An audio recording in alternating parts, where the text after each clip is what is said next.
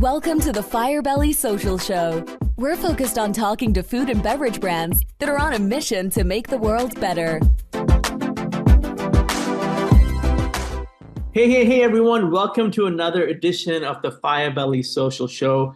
I'm your host, Duncan Alney. This is a special show where we shine our light on the great things being done by founders and leaders of mission-driven food and beverage brands. And so very passionate people, and I love getting into it with them. So thank you for tuning in. We've got a great show lined up for you today. We've got Jordan Silbert from Agro Power Jerky. This episode is brought to you by Firebelly Marketing. At Firebelly, we help mission-based food and beverage brands bring people closer together through social media marketing. So if you're ready to use social media to create more community and excitement around your food and beverage brand, go to firebellymarketing.com to learn more.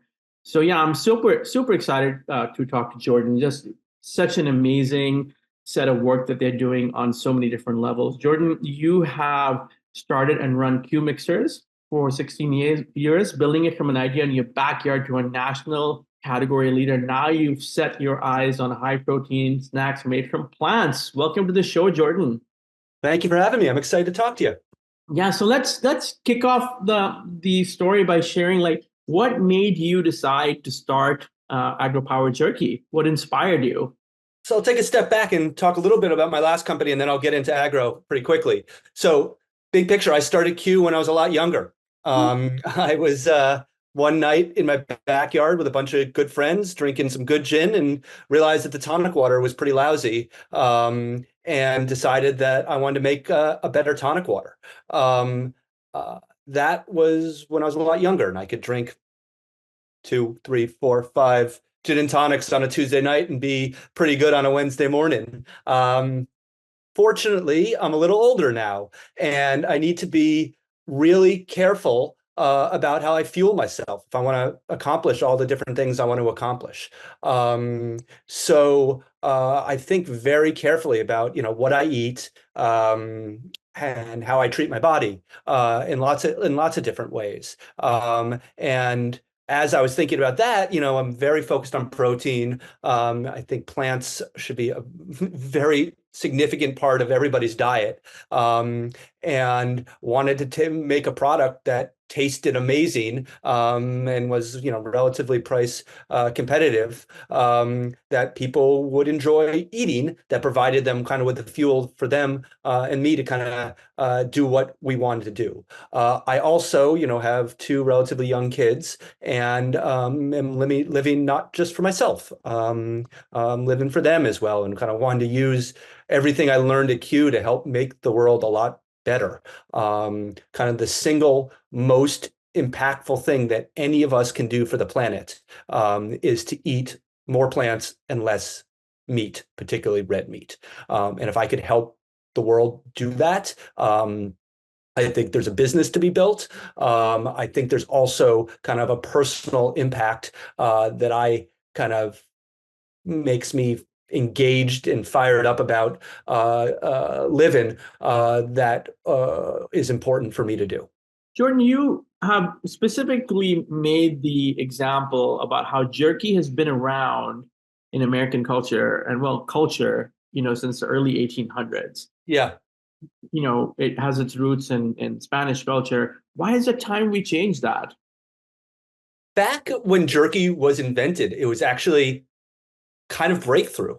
It was, portable, shelf-stable protein that you could have on the go relatively easily. By taking meat and putting a lot of salt on it and smoking it, you could carry it in your saddlebag for days as you were out exploring, the wild, wild west. That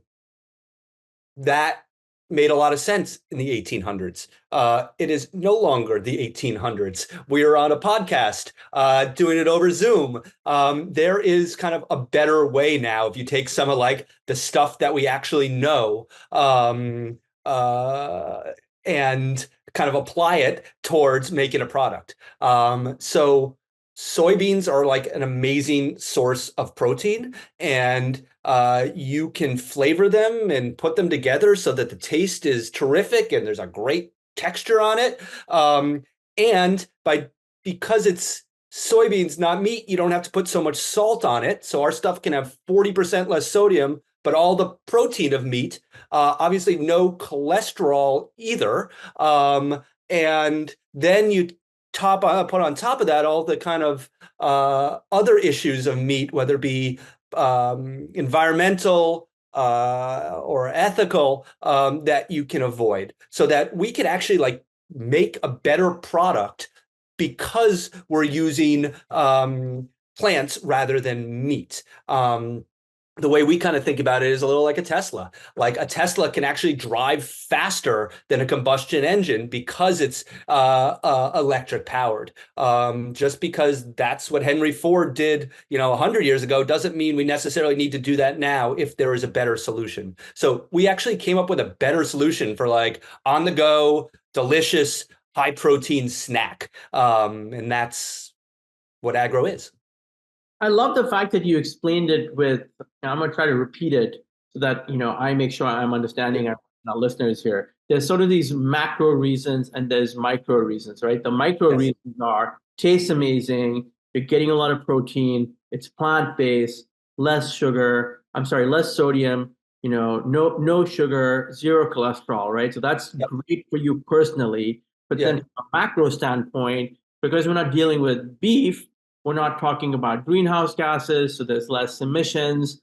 We're not, I guess, dominating farmland with Yes. beef production or meat production. So, and then there's pollution, this deforestation, which affects climate change. There's all these things. Like, I've obviously started a company because I'm excited about it, but as I was kind of learning more and more, just like every step of the way, it's like, hey, the more plants you can eat, the less red meat you can eat, like the better you're gonna feel, and the better the planet's gonna be. I mean, let me ask you this: it's it's super interesting what you're doing. What are the key ingredients in the product? Soybeans is the big thing. Soybeans, that's it. Soybeans. So that I've had mushroom jerky before. So this is really fascinating. Yeah, the mushroom jerky, the challenge is it doesn't have any protein. Aha. They're like, our thing has 25 grams of protein per bag. And I forget what the mushroom jerky is, but it's in the single digits. Agro Power Jerky has as much protein as beef jerky, just less sodium, no cholesterol, and none of the environmental issues. The mushroom jerky can be made to taste good, but it doesn't have any protein. And one of the things that's I think so appealing about the way you think is that you're not only macro, not only micro, but you're taking the micro further and saying, hey, it's great for you, but it's going to taste good too. How important is taste in the whole thing? Look, it's the number one thing, ultimately. It's one of the things I learned at Q. Like, first, the top three things are taste, taste, and taste. Like, the thing's got to taste awesome. And it's like, again, going back to the Tesla versus the Prius thing, like, we wanted to make like a badass product that people are excited about buying and excited about eating. And I feel like a lot of plant-based foods, as I was kind of looking at the product and what I wanted to do and how we were going to develop the thing, I realized that a lot of these other plant-based products kind of guilt trip the consumer into buying their stuff. Hey, you really should buy it. It's maybe it doesn't taste so good and doesn't give you kind of what you want in terms of your protein or the other kind of health benefits. And maybe it's a little more expensive, but you really should. And that's not the way that something is going to succeed. A product or a business is going to succeed. And one of the things I know is the best way to help the world is to have this company succeed a little more and transition some people to eating a little more plants and a little more meat. So the thing needed to taste great, first and second and third. Fortunately, it's actually from a technical perspective, relatively easy to make something taste good if you're a decent cook or mixer or whatever. I made 10 or 11 different flavors of mixers. I'm pretty good with flavor profiles. I can kind of blend them and bring people in to help me where we can do what we need to do. But once you kind of figure out what you want to do and bring the resources, the people to kind of help you do it, and then you have a decent palate, you can make something pretty good. And that was like the very first thing that we knew we had to do. The thing that's a little different with jerky than with mixers is that texture really matters a lot with jerky. And that, as I think, is probably the most difficult thing we did. It took almost a year in product development. And the single most difficult part of that was getting the texture right. And I won't get too geeky with you, but big picture, what we did was create 3 different lengths of soy protein. So protein, when you just think about it as a string, and or like a stick, and what a lot of plant-based protein products have is just one length of stick. So when they're all blended together, there's actually a lot of air in between those sticks because they're all just like plop next to each other. And that's what makes a lot of plant-based products taste styrofoamy, is that that air in between the protein strands. So we have 3 different lengths of protein strands, all from soybeans, and mix them together. So there's like a diversity of chew. So when you tear into it and you eat it, there's a bite to the jerky. And that was something we spent a lot of time, kind of took us a little while to figure it out, and then to figure out what we wanted to do. And then once we figured out what we wanted to do, we had to figure out how to do it. But that's what we spent kind of the most time doing, is figure out how to give a really satisfying tear to this plant-based product. I mean, that's the I love the level of thinking. I mean, the fact that you want it to feel a certain way, right? It's Yes. kind of like, what's that called? There's a term for that. It's something to do with touch and hearing. But when you take a picture on your phone, it sounds like a shutter, like on a Yeah. So what our people called it were hedonics. Yes, that's right. Which like comes from hedonism. But yeah, that's the fancy way. Well, you got to nail the hedonics. In plain English, you want the thing to taste friggin' awesome. And one thing I know is that it's really hard to be a small business. I started my last business, out of my kitchen by myself. This business and started out of my bedroom and my partner's bedroom by ourselves. Working on computers and just making things happen. And there's a lot of disadvantages to being a small company. And in order to have a chance of success, your thing's got to taste amazing. You really got to nail it. So that's what we spent the absolute most time doing. What are some of the flavors that you? So we have 4 flavors. We have a savory original, which is kind of tastes like most traditional jerky flavor. We have a Texas barbecue, which has a little more smoke. It's got a little balance of acid on that. Then we have a grilled teriyaki, which has some soy and some ginger. It's a click sweeter. And then we have a 4th flavor, which I'm really excited about, and we got to figure out how to kind of talk about it with the world, but it's called Energy Bolt, and it has caffeine in it. And so the idea is that's for a road trip or something like that, or the afternoon snack while you're at your computer and you just want to pick me up. So it has that 25 grams of protein, but also a little caffeine in it, and kind of excited about it because it's actually illegal for beef jerky to add caffeine on beef jerky, because I don't know, the government decided that you're not allowed to adulterate meat. But because we use soybeans, we are allowed to add some caffeine. So each serving is basically a shot of espresso. So I think it's like perfect again for a road trip or a long afternoon or early evening of working.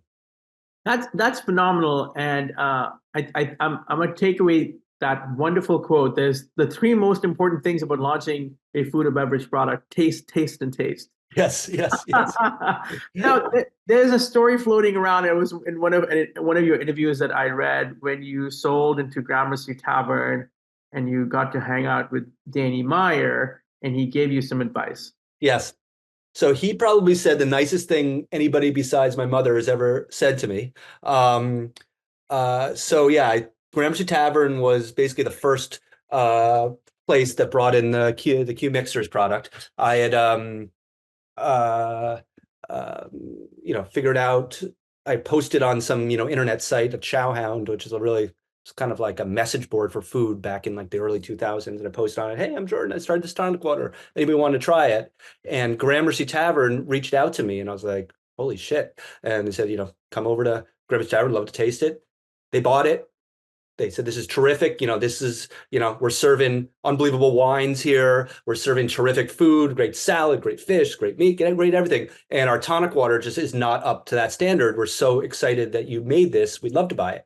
I said, "Sure." Got all set up. I was young and naive, so I emailed. I forget what his email was, but I emailed Danny's email. "Oh, I'm Jordan. I just made this tonic water. You guys are starting to serve it. I'm so excited. You obviously are an amazing entrepreneur. Can I buy you a cup of coffee? I'd love just to hear your advice." Um, so he said, responded to my email, and we sat down in coffee, and he said, "Jordan, before we start, I know you have a lot of questions. Before we start," he said, "I got one piece of advice for you that I assume you're going to ignore, but please try to listen. You will succeed." I'm like, "What? What do you mean I'm going to succeed?" He's like, "Jordan, you made a product, you sold it into Gramercy Tavern, you read my book." Like when I sold it, and I read this book, which I highly recommend to everybody. It's called Setting the Table. It's a great business book. It's a great human book. He said, "You read my book, you reached out to me, you're sitting here 2 weeks later having a cup of coffee with me. You still clearly got something going on. So you are going to succeed. Please try not to worry too much of it and try to enjoy the process." That's amazing. Yeah, it was. He's like, "I didn't do it, and someone told me to do it, and I totally ignored it. Please try to enjoy the process." I would say 99 days out of 100, I ignored his advice, and I grinded, I complained, I just beat myself up, beat the world up, trying to bring Q to success. But every once in a while, maybe after a good gin and tonic, I would sit back and think, this is pretty awesome. And kind of as I talk to younger entrepreneurs now, I try to relay that advice, because it's so true, that this is undoubtedly going to be a marathon. It's going to be a long journey ahead of you. And assuming you get those top three things focused on, make sure you nail the product, make sure that it's twice, three times, four times better than the alternatives out there, and you do the 1,000 other things right, which are really hard, raising money, finding the right partners, making sure your product's in the right place, get your packaging down, get your marketing down, execute like banshees, like everything. Imagine you do everything else right. It's still going to be a long journey. And the way to the highest way to ensure that you succeed is to enjoy that process, because it's going to be a lot. And so you better try to have some fun and some perspective along the way. I mean, I thank you, because I think everyone needs to hear that. Yeah.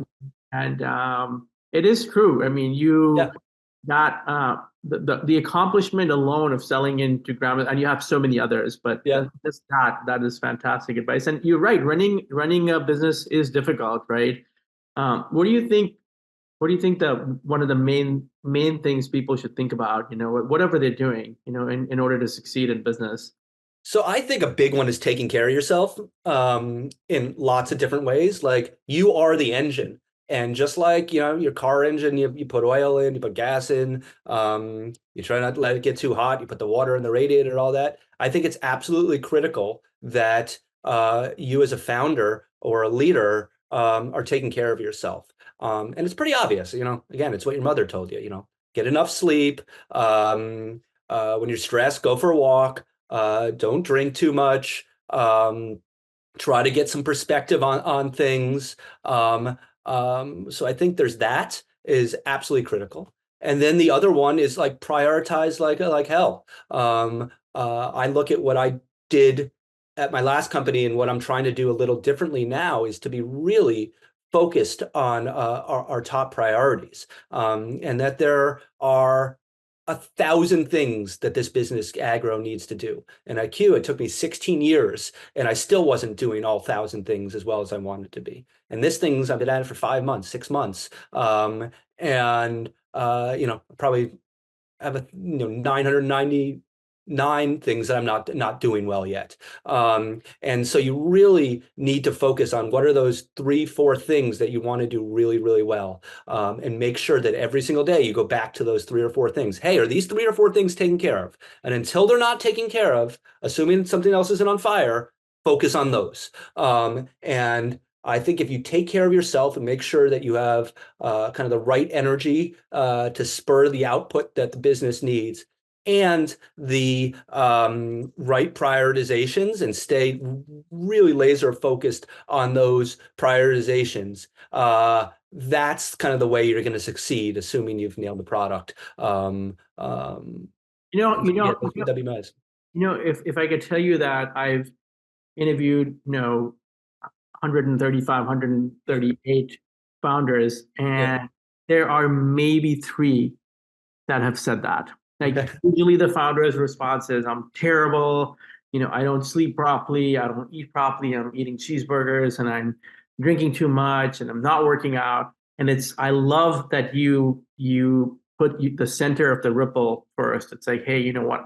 If I don't take care of myself, can't take care of my family, can't take care of my company, can't take care of employees. I mean, everything falls apart. If you're 24 years old, or I started my last company when I was 30, like, you can get away with a lot more when you're younger.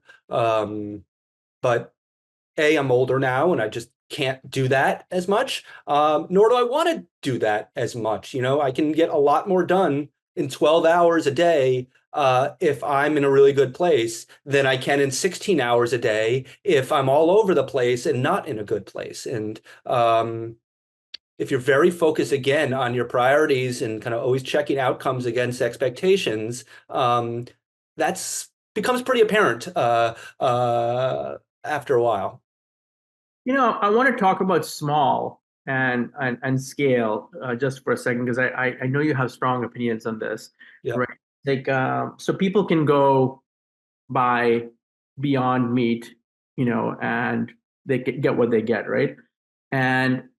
Or they can buy, your Agro Power Jerky, or one of the other alternatives, or they could go to Abbott's, Carrie Song's company. Yep.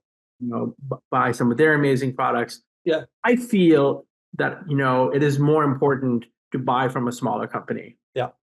And I know that you have strong feelings about this, and you have given some accounts of like what the reasons are. And I wondered if you could just kind of go over some of those reasons. Like, why should people buy small? So I think entrepreneurism there's something beautiful about creating something. And as humans, I think we should support that. So I think there's some kind of moral components to it. And obviously supporting these small businesses who kind of have so many disadvantages and just get kind of taken advantage of, or kind of leveraged and pushed aside in so many different ways. When Q, we would buy our glass for twice the price that Coke would pay for their glass. We buy our pouches for probably twice as much as Jack Link's buys theirs for right now. So there's and then your deals with your distributors, we get charged the highest rates, and other people get discounts because they're bigger. So there's all these things that are against us, and it's against the small guy. And there's something I believe in, kind of morally trying to balance those scales that are done. I also think some small businesses kind of, again, create really beautiful things because they're these people who are just fanatical about making, whether it be plant-based jerky or mixers, and their products are better.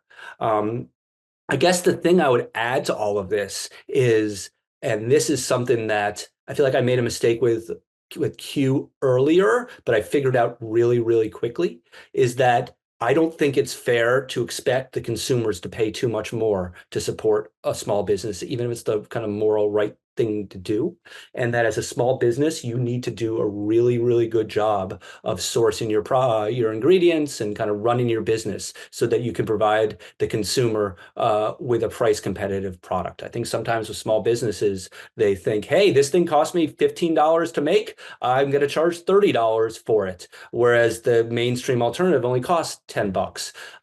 So as a small business, it's really, really essential to get your cost of goods sold, get your kind of the cost of making your product as low as you can without compromising the quality. I'm lucky. I have like kind of a cheat code. I have my partner, Ben, who is unbelievable at this. And kind of, first of all, it's really smart and really nice and really talented, but also really effective at making really great products at competitive prices. So, sourcing different ingredients, working with those ingredients manufacturers to make sure that they can give you a price competitive kind of offer by making it easy, really easy to work with, kind of getting them excited about where you're going.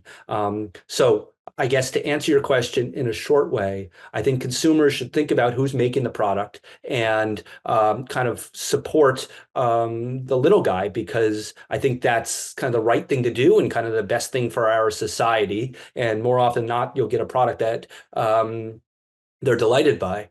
At the same time, I think these smaller businesses have kind of a need to be fanatical at making sure that you're not asking the consumers to do too much. That is, make a product that, again, tastes great, but more, as importantly, is price competitive and isn't an undue burden for the consumer to do the right thing.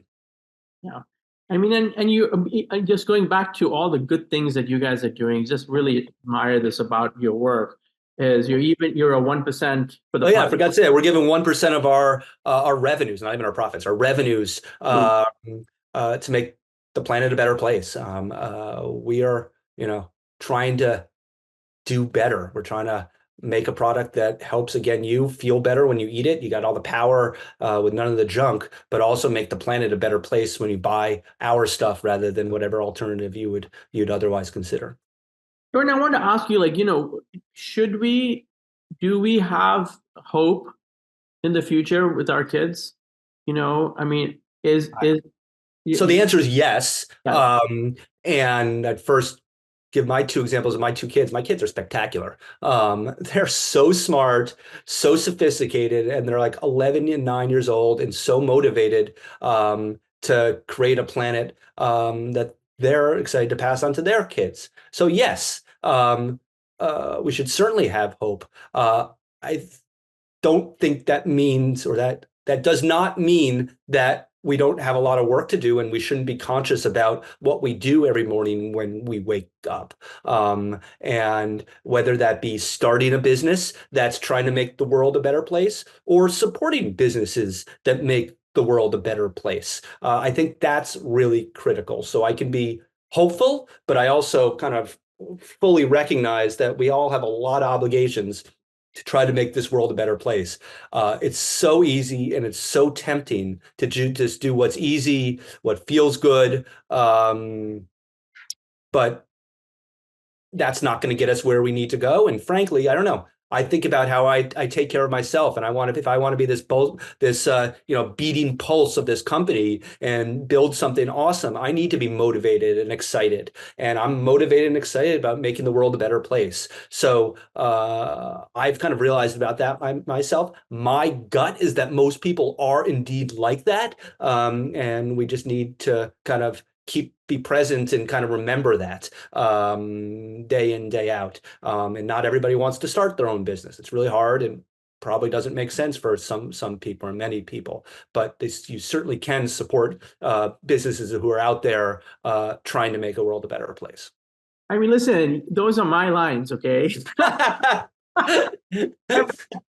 every damn episode I ever record, that's what I think our guests, I'm thanking you for doing. I mean, you are making the world a better place, Yeah. And I think there is, you can, all of us can tell when someone is saying something and when someone really means what they say and they do what they say. Like, I was just at the that Sweets and Snack show, and there's a lot of really big companies that say they're making cleaner snacks. Yep. Look at the ingredients. There's a lot of things you still can't pronounce on there, you know. Yep. Then you got, the tiny producer who says it's clean, and you look at the back, and everything is pronounceable. There's no xanthan gum, and Yep. there's no tricylenes, and it's just like. So I think you're doing it, man, and you've done it before, and you're doing it again. And I was supposed to say that to you. Oh, okay, great. No, thank you so much. I mean, I think that the considered way that you and Ben are going about things is just super. And I love the philosophy that, corporate America doesn't employ the majority of Americans, small businesses do. Yep. And so, every college in this country is churning out people to go get that big IBM interview. Meanwhile, they're more likely going to be working on Main Street, right? So Yep. Totally. I love the optimism. What are some of the exciting things you have going on that you want people to know about right now? So I guess the thing is, if your listeners are interested in helping out, the biggest thing you can do is buy our stuff on Amazon. We are already the number 2 plant-based jerky on Amazon, just 5 months in. I think it would go a long way if we were the number 1. There's been a surprising amount of kind of headwinds as we've talked about these people to people about plant-based snacks. I kind of been a little bit surprised about that over the last, 6 months or a year. And I think what happened was it became so trendy maybe 3 or 4 years ago, all this plant-based snacks, and a lot of products got brought into stores and they're not selling that well. And I think that's because a lot of these products didn't start with where I started, or Ben and I started with, taste in particular, but they forgot to think about what consumers actually want to buy. And plant-based foods make a lot of sense. They should be better for you. They should be better for the planet. They should be price competitive, and they should taste good. Like all those things should happen. And unfortunately, a lot of the kind of products that came out maybe 3 years ago didn't have that, whether it be that they don't taste good, they taste like styrofoam, or they have a way too much salt, or not enough protein. And as a result, consumers are feeling like almost guilt tripped into buying their product. I think us being able to say to people, hey, our approach, which is to make a product that people are excited about buying and eating, really is resonating with consumers, and having this kind of validation of being the number one on Amazon, within 6 months or a year, whatever it is, when other people have been at it 5, 10, 15, 20 years, that would go a long way. So if people want to help, we would definitely appreciate you buying on Amazon. I think we got a sale up there right now.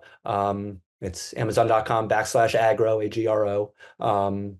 So that would be the biggest way someone could help. That's super cool. Let me ask you this. I know that you have said if you're launching, I think you were giving advice if you're launch with at least 3 SKUs. You've launched with 4.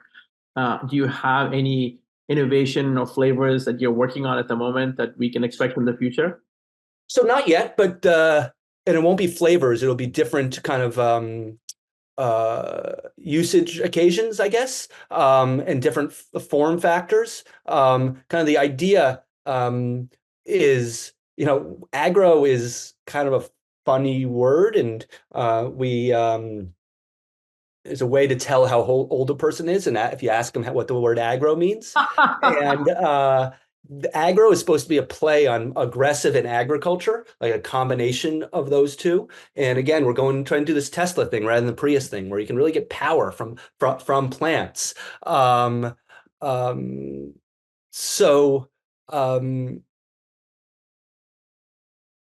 yeah, that's I guess that's what we're thinking is, how do you kind of again get people excited about eating stuff from plants, and we're trying to do it in a way that feels like powerful and strong, and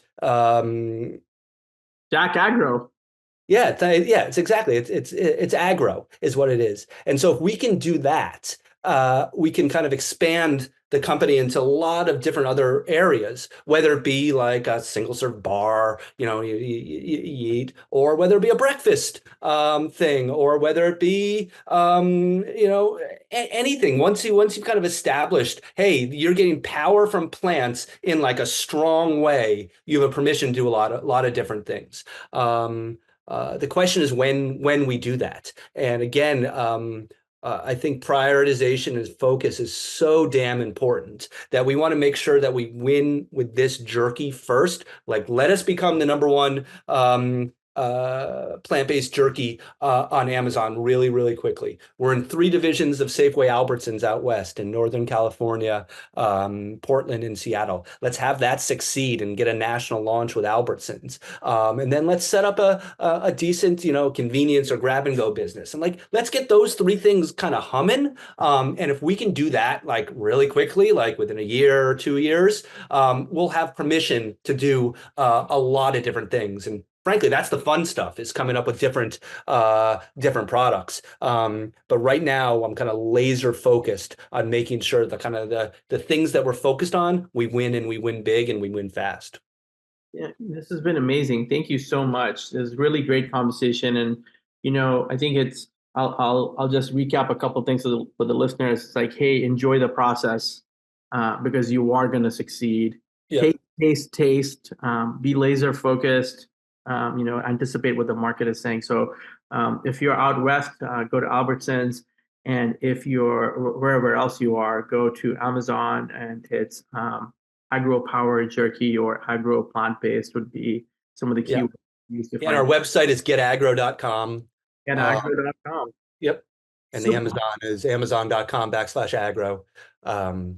Super cool. Thank you so much. Again, thank you for making the world a better place. I think we're all ready to go grab a bag and fuel up with some delicious plant-powered protein.